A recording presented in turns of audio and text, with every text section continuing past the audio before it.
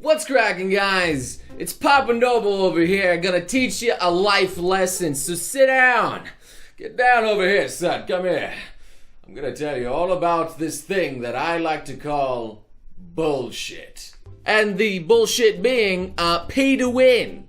You guys know what pay to win is? Well, if you don't worry, I can explain that for you. It's pretty much in the name of it. You pay to win. Exactly like that. Now, usually you see this archetype in such things like browser games, mobile games, and MMOs. However, lately that stuff has been trickling out of that, and it's becoming quite bad. Now, don't get me wrong, corporations are allowed to butcher their games if they want to. They've made those games, alright? They're allowed to just fucking put it 10 feet under the ground and shoot it at least 11 times. You know, if they want to kill their game, they're absolutely allowed to if they want to just make a quick buck. But obviously my issue with that is that they're ruining good games. And being a gamer myself, I don't like seeing my games ruined with corporate bullshit. Which is why I'm speaking on this, because obviously people need to speak up about this issue, alright? Otherwise, corporations will keep doing this. The face of gaming is changing lately, and it's going into a scary place where I'd rather not go down. Now, probably the most notorious figure at the forefront of pay to win here is just the simple loot crate. Ugh. Oh, doesn't that word make you want to vomit in your mouth? Oh god, it's such a disgusting word. Now what it is, it's basically a box that has random gear for you to open up and get inside of it. That's what a loot crate is, in case you guys didn't know. Now this disgusting son of a gun has been coming up in more and more games where it likely has no business being in. Now I don't want to call out like a bunch of different games here and get a lot of corporations against me. So instead, I'll just do the one punching bag where they absolutely know they fucked up, and that is Battlefront 2. Now you may ask, why would a full-priced $60 game lock content behind a freaking huge paywall? Well, that's simply because they want a payer-player advantage. Basically, what they did is that they got these things called crystals, which are now taken out of the game, by the way, after much fan complaint. So they got these crystals, and you were able to use these to buy your way into getting just this huge amount of gear for a big advantage over other players inside the game, as well as unlocking iconic heroes such as Darth Vader and Luke Skywalker. Yeah, that's right, you had to actually pay truckloads of money in order just to play them. Or, you know, grind the game for a solid 40 hours. I think someone actually calculated the cost, saying that it would cost over $2,000 in order to get everything there was inside of Star Wars Battlefront. And that's also on top of spending the $60 in order just to get the game in the first place. Man, these retail prices for games keep going up, don't they, guys? My lord. Now, the thing that made it absolutely ridiculous is when you did actually purchase these loot crates, you would, get these cards, but oftentimes you would get duplicates. But the duplicates you would need for scrap or other things so you can upgrade existing gear. That's right, you can spend money to upgrade existing gear, cards, whatever they want to call it in their games, in order to become stronger, which is a common tactic in pay to win. You're obviously spending money, and then you're getting gradually stronger units that you're upgrading to make the content easier for you to do. Whereas the poor pleb over here, who has absolutely nothing, completely new to the game, is getting face rolled with absolutely no upgrades, completely naked, outgunned, outmatched in a single fight. Yeah, that feels great. And probably the biggest kicker right in your big fanny was unlocking stuff for characters that you couldn't even use yet. That's right, they would give you cards for stuff that you couldn't use yet.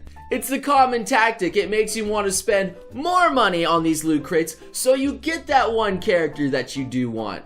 This isn't particular to Star Wars Battlefront 2, by the way. This is a lot, and I mean a lot of mobile games do this tactic. Oh man, I finally saved up enough in-game credits to purchase my first loot crate. Alright, let's open it up and see what's inside here. Alright, let's go.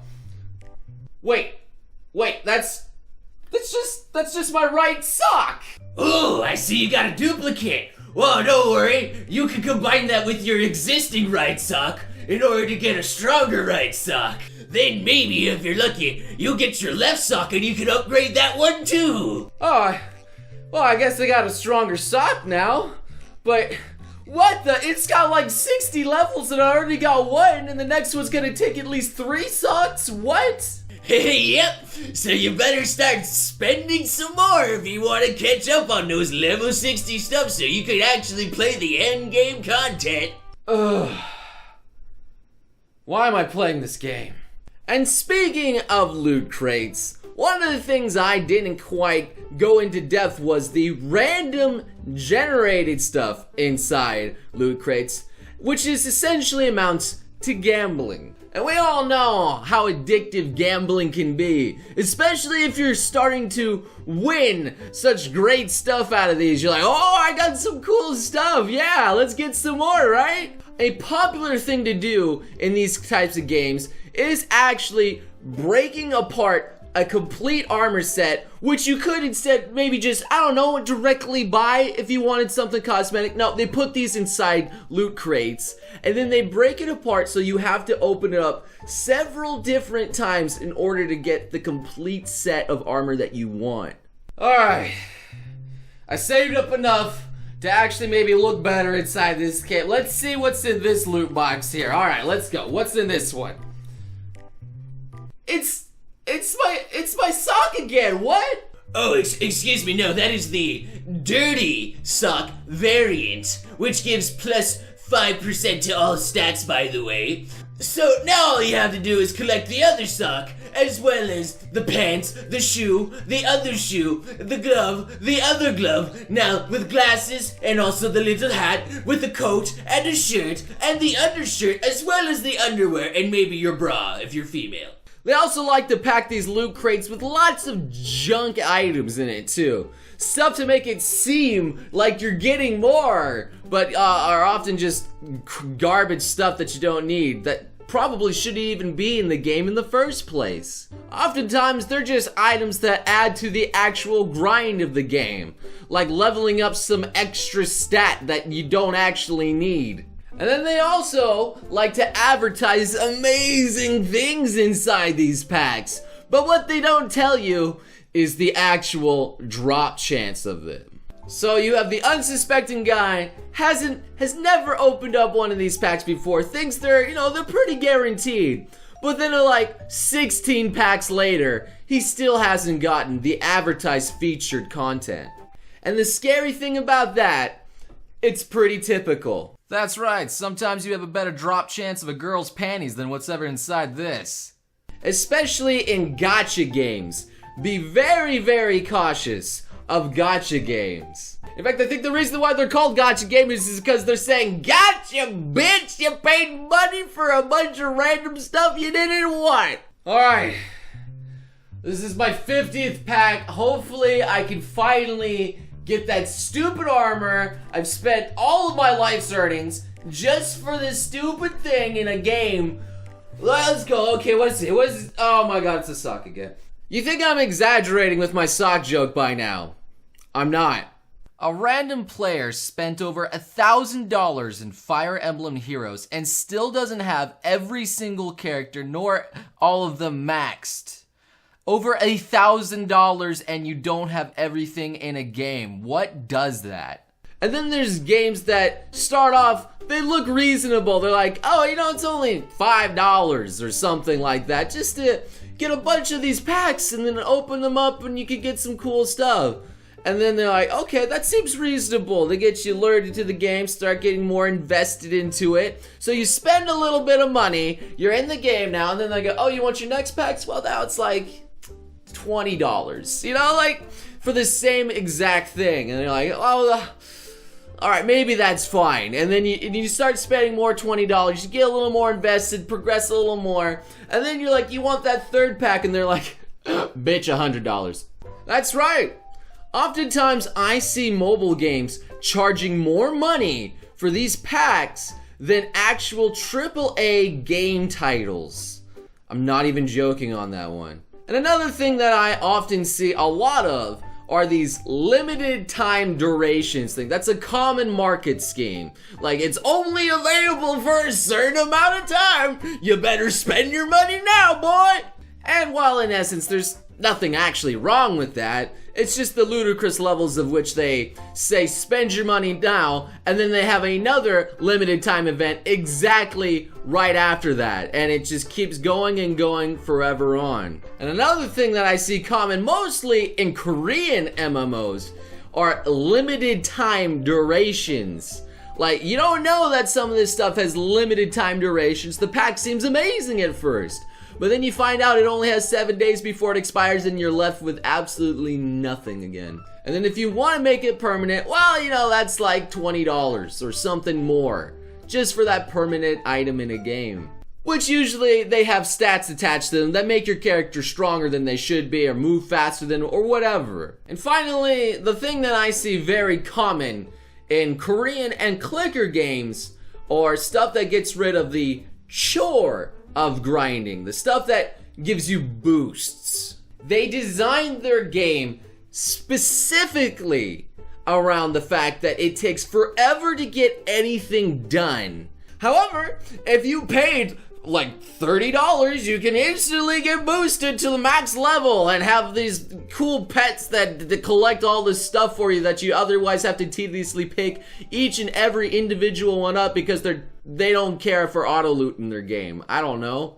And then they are able to charge more money because the pets have something called stamina or something, or you have stamina on you, and you actually have to pay more money to actually keep playing the game itself. Now, I've been ragging on these games pretty heavily here. However, there are games that do it correctly, and those are the ones that do it for strict cosmetic purposes.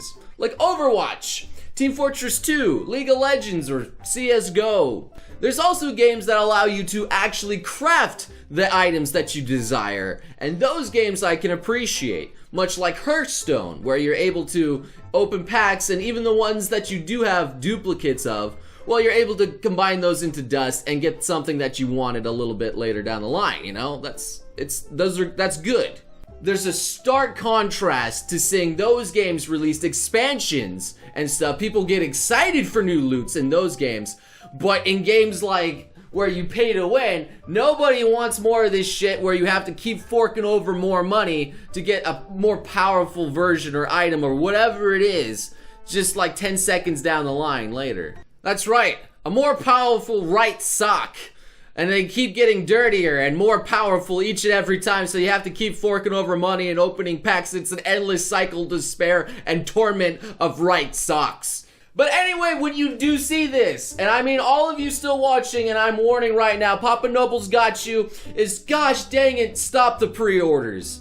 My lord, don't ever pre-order something unless you know for sure you are going to enjoy it. Just wait for reviews, wait for things that are going down. Games are all about pre-orders now. Like, holy crap, there's pre-order bonuses for everything, and it's just getting to disgusting levels. The thing is, you just don't want to support this business practice, because this business practice is infecting other games that we are currently starting to enjoy more, and killing series such as Star Wars and hurting their reputation. So as a huge gamer and lover of many different types of games here, I'm just trying to give you my experiences on these games here so you don't make the same mistakes that I did, alright? Learning this stuff out. So thank you guys so much for watching. I hope you guys came out a little bit more informed. Papa Noble's got you. I ain't gonna let you guys make some dumb money mistakes and spend your freaking entire earnings in your minimum wage jobs